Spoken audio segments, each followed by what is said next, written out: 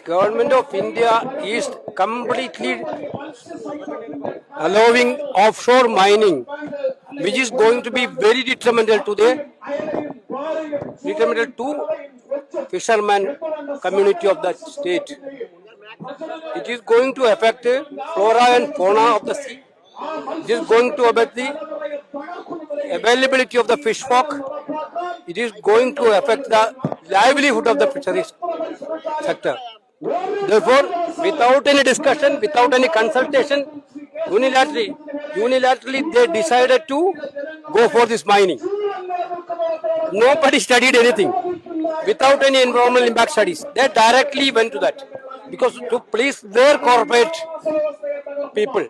There was unanimously the political party of Kerala, even though we are fighting each other politically, for this common cause, we are jointly agitating. Government of India should withdraw this approval of the offshore mining immediately. This is what the demand.